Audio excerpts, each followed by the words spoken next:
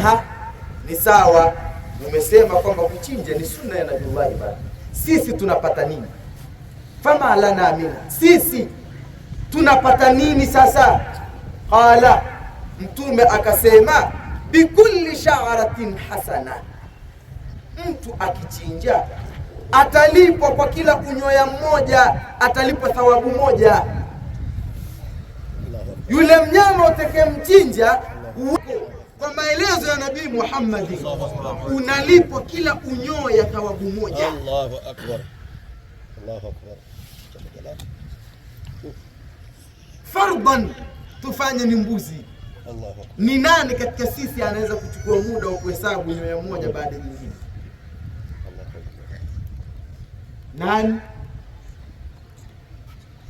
ambaye ni mtaalamu kiasi hicho wa hesabu?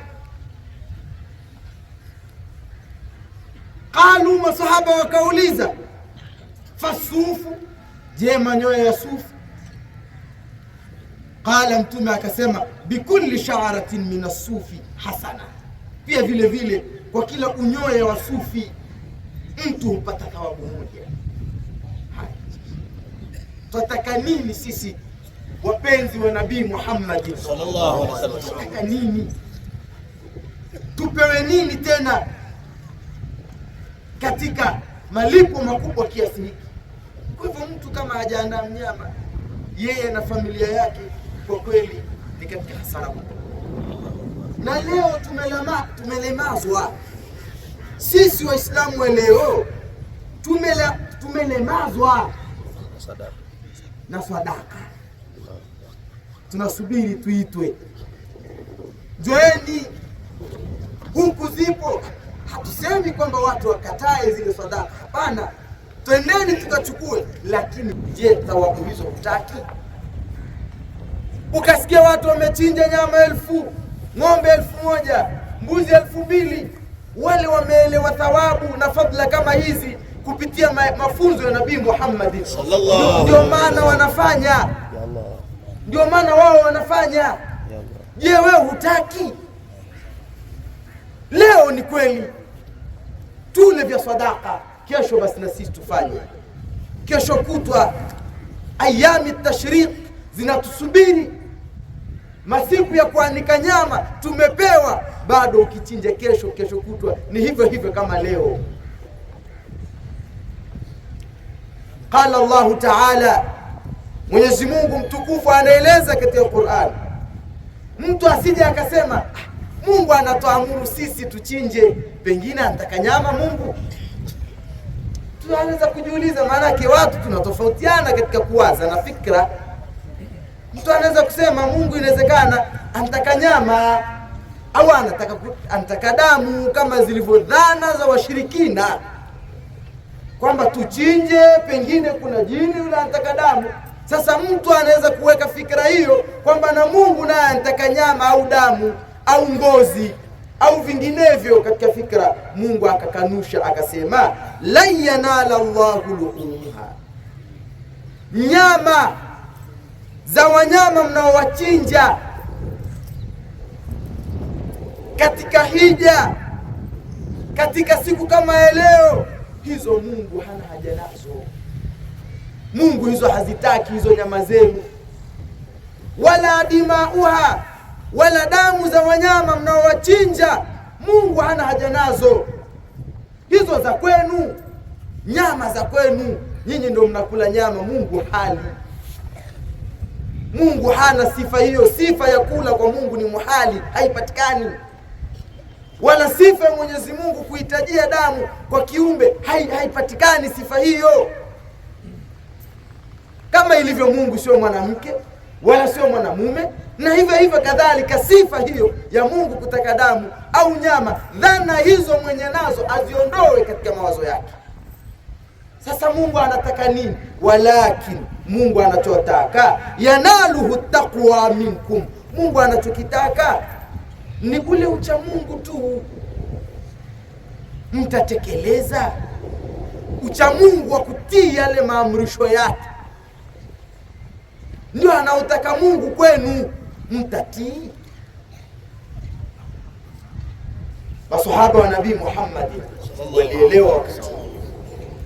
Sasa ni sisi, mtu katika kheri kama hizi asikubali kukaa nyuma, asikubali kukaa nyuma.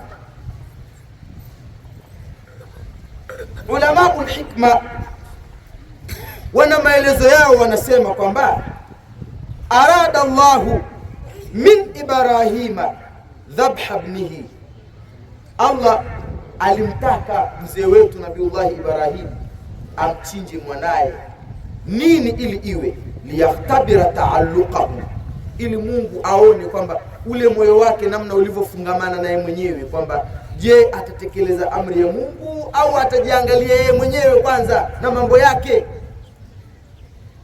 Allah alimwamrisha Ibrahim ili amuone atatekeleza amri ya Mungu au atajiangalia yeye mwenyewe, kama ilivyo baadhi ya watu hujaangalia wao wenyewe kwamba hii 1,000, 200,000 nikitoa kuchinja sasa itakuwaje, pengine nitapunguza, na hajui kwamba anatengeneza baraka katika kazi zake na majukumu yake. Falamma dhabaha Ibrahim hubba alwaladi fi qalbihi, Ibrahim alipochinja penzi la kumpenda mwanaye katika moyo wake, qaddama hubba Allah wa qaddama hubba Allah, na akatanguliza penzi la kumpenda Allah subhanahu wa ta'ala. Fadahu Allahu bidhibhi alazim, Allah akampa fidia kubwa. Ibrahim alipotekeleza amri ya Mungu kwa kutaka kumchinja mwanaye, maana lile penzi lililoko katika moyo akalichinja, akatekeleza amri ya Allah subhanahu wa ta'ala. Allah subhanahu wa ta'ala akampa fidia ya kumleta mnyama kondoo kutoka peponi, akaletwa kuchinjwa kwa badala ya Ismail alayhi salam. Ulama wanasema hakadha al-udhiya, vile vile udhiya ukichinja Allah haji kukupa badali, kama vile vile alivyofanywa Ibrahim. Allah haji kukupa badali kwamba ukifanya ndio tayari, na tayari badali tumeiona aliyoeleza Nabii Muhammad sallallahu alaihi wasallam, kila unyoya jema moja na mengine na mengine na mengine. Na wakati mwingine watu huona maisha yamekuwa magumu, jikurubishe katika panga foleni kwa Allah kwa kutekeleza amri zake, utaona na Mwenyezi Mungu anavyokufungulia. Mwisho, ndugu Waislamu, waj'alu hadha al-eid fursatan lisilati al-arham. Masiku kama haya matukufu mazuri, siku kama hii ya Eid tuitumie kama fursa ya kurekebisha sintofahamu tulizo nazo.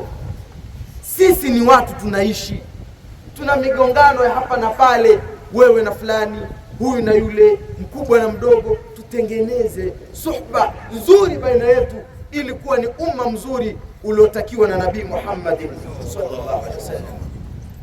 Tutengeneze zile sintofahamu tulizo nazo, tuzirekebishe. Si hilo tu, ni mfano na mengine mengi. Alhasil ni kwamba kinachokusudiwa ni ulama ni tathiru qulubi, ni kuzisafisha nyoyo na mambo mabaya mbalimbali. Ibadallah, istaghfiru rabbakum innahu huwal ghafurur rahim wa huwal barr.